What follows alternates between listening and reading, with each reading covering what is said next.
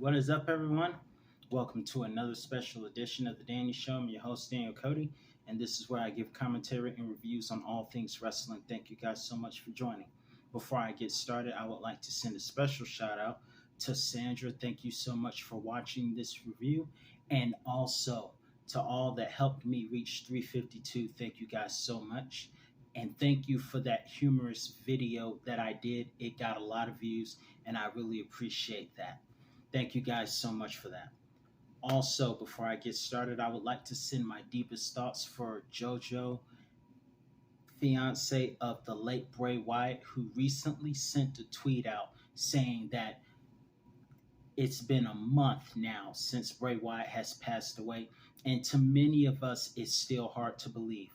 But she said in her Twitter tweet how it's been a month, it hurts, it's hard every day. The kids miss you, I miss you. And so I would like to ask us all to send our deepest thoughts and prayers for her in this time of grieving. And here's the thing, we are all still very shocked and still can't believe it happened. We're all saddened by it. But I send my deepest thoughts to her. And with that being said, let's get started with today's review as we review part two of my top 10 favorite matches from Asuka, if you can see right there. Today is the birthday of the Empress of Tomorrow. Part one is up from last year. This is part two. Let's get into it.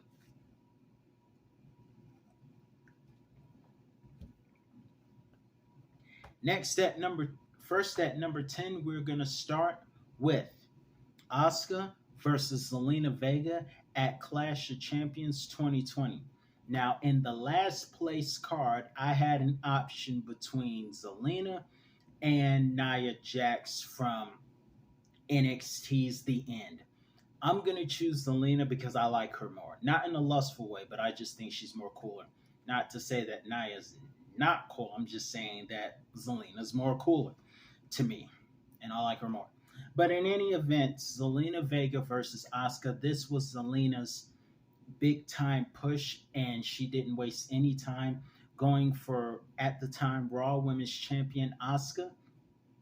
This would be her first big push against the Empress of Tomorrow at Night of Champions 2020, or should I say Clash, and it did not disappoint. In the end, though, Asuka would win this match, and Zelina pretended to show sportsmanship, but it was a trap. Asuka got revenge for that.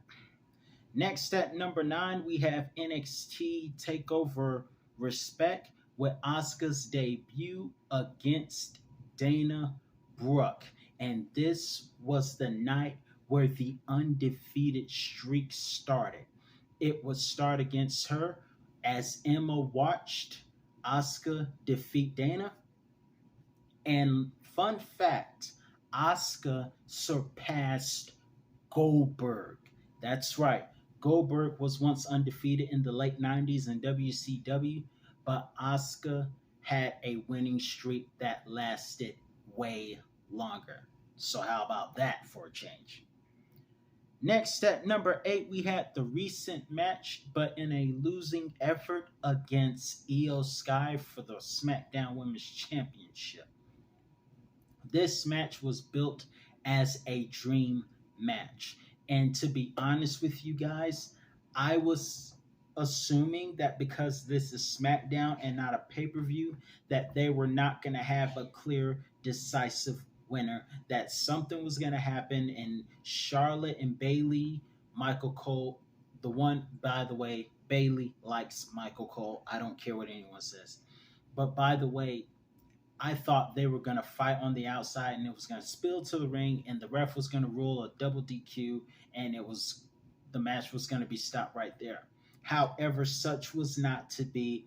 This was a clear, decisive match. However, Asuka, unfortunately for her, was on the losing end of a very competitive match.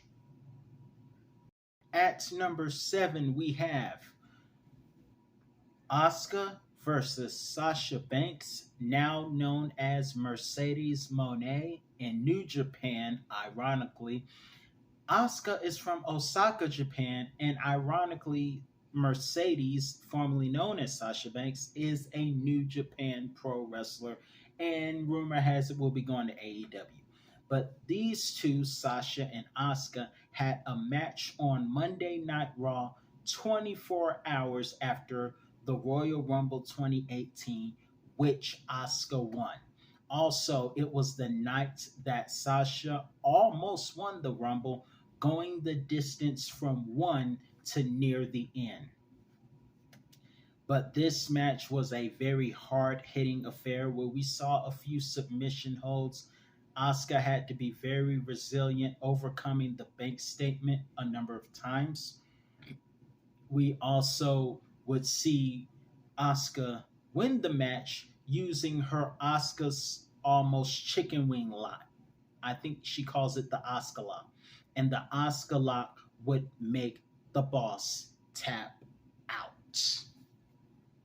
Also, next at number 6, we have Asuka versus Bianca Belair at WWE's Night of Champions from earlier this year. Some of you saw me call this and review this pay per view. If you haven't seen me review it, it will be up on cards for you to check it out. But this match was great. It was a rematch from WrestleMania because Asuka didn't win that one. However, in this particular rematch, overseas, Asuka would face, and by the way, this is the newly reformed Asuka. Some would compare it to her character formerly known as Kana. But Asuka would go on to face Bianca for the SmackDown Women's Championship and win it in the most unique ways. Because keep in mind, Asuka loves to blow mist in people's face, which will have them saying it burns, as if they were on The Exorcist. However, instead of spitting mist into their face, burning their eyes, Asuka would put mist on her fingers, and as Bianca was going for the KOD, the Kiss of Death finisher, Asuka would rub her mist sprayed fingers into Bianca's face, causing her eyes to burn, going for the finisher and winning the match, thus winning the SmackDown Women's Championship.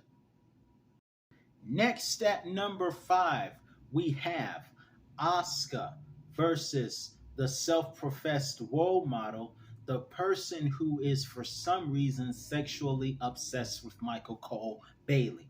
Now, this Bailey was not sexually obsessed with Michael Cole like she is now.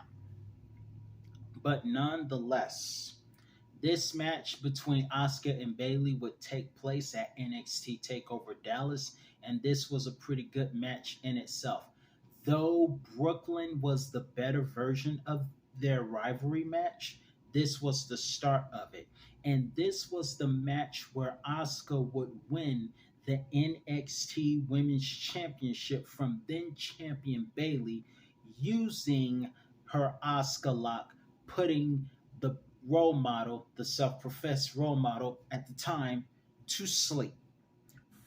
And Asuka would win this match. And both were fan favorites. And yes, I know we're so used to her being a villain, but yes, there was a time where Bailey was a fan favorite. Next at number 4, we have Asuka versus Emma at NXT TakeOver London 2015 of December. This match was a pretty good one also. We saw some outside interferences and a weapon was brought in, which was an attempt for Emma to use in Crooked Matters. Nonetheless, whatever the weapon was that Emma tried to bring in was immediately kicked out of her hands with a spinning heel kick from Asuka, and that spinning heel kick got the job done. And Asuka would win that match as well. And this was before she won the NXT Women's Championship, but this was during her early days as being one of the most undefeated women in NXT and WWE. Next, at number 3, we have Asuka winning the Elimination Chamber match from earlier this year, something I also had the pleasure of doing a review on in Montreal.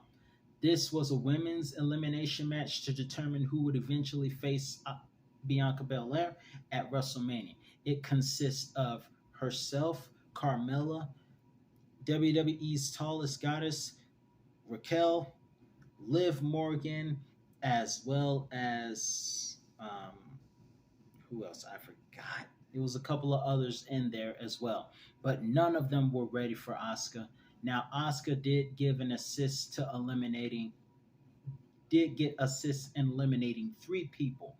One of the people who assisted her in eliminating Raquel was Carmella, who would eventually fall short to her as the last remaining star next to Asuka. But Asuka would win this match. And this was also during the time where Asuka started making her mouth look like she went to Sonic's and ordered a sushi. Speaking of which, today would have been a great day to go to Sonic and make my mouth blue so that I could do a review on this perfectly. I usually like to wait till my mouth is completely clean so I can look pretty great when I come do reviews, but I think everyone would find it very justified if I had a blue Sonic ice slushy and did a review with a blue mouth. It would have been so perfect. But in any event, Asuka won this match, and it would eventually lead to a rivalry with Bianca, which would eventually lead to her becoming SmackDown Women's Champion, even though that didn't last too long for some reason. Next on this list is a losing effort against Charlotte Flair at WrestleMania 34. This match was for the SmackDown Women's Championship at the time, and Asuka, though she was a Raw competitor, she went to SmackDown to challenge one of the very best in WWE right now at WrestleMania. And who did she choose? Charlotte Flair, the Queen. And this match was really good. First off, Charlotte, great entrance. Who was there? I wonder if the guys who played her guard walking down the ring, I wonder if they're stars today. But in any event, that was a great match. Unfortunately for Asuka, this would be the night that she would lose her undefeated winning streak. And of all the ways Asuka could lose her streak, she lost it by submission. Nonetheless, because you tapped out Asuka, Asuka would show Charlotte a monicum of respect. Well deserved, because if you can make Asuka tap out, the submission specialist, Asuka, tapping out at WrestleMania, breaking the streak, oh, you've earned that respect, Charlotte. So you can give a woo on that. Now, let's go to our match at number one, which is Ember Moon versus Asuka at NXT TakeOver Orlando. This was the first part of what would be their amazing rivalry together. This took place right before WrestleMania 33. And may I just say, before Asuka retires, can we please get Asuka to win a WrestleMania match? I mean, let's think about it. First WrestleMania match, loss. 2019, we didn't see her. 2020, I forgot what she did at 2020. 2021, she lost the Raw Women's Championship to Rhea. 2022, she wasn't present. 2023, she comes back, loses to Bianca at WrestleMania. Can we please get Asuka to win a match at Philadelphia? That would be awesome. But nonetheless, back to the matter at hand. This was their first encounter, and this was a great match that Asuka would end up winning. However, They would go on to have an extraordinary rematch, much like Bailey again at NXT TakeOver Brooklyn. And that is on my part one of my top 10 favorite Asuka matches. So let me know in the comment section below, what was your favorite Asuka match from this part or the last? Be sure to like, comment, and subscribe. I'm your host, Dan Cody, and I'll be back with another review on all things wrestling. See you guys soon. Oh, and before I go, one last thing. As an Asuka fan, I have one request. Dear Asuka, please stop putting your hand over your right eye like that. It looks demonic. I'm just playing. But in any event, happy birthday, Asuka. Nobody's ready for her. We'll see you next time. Have a great day.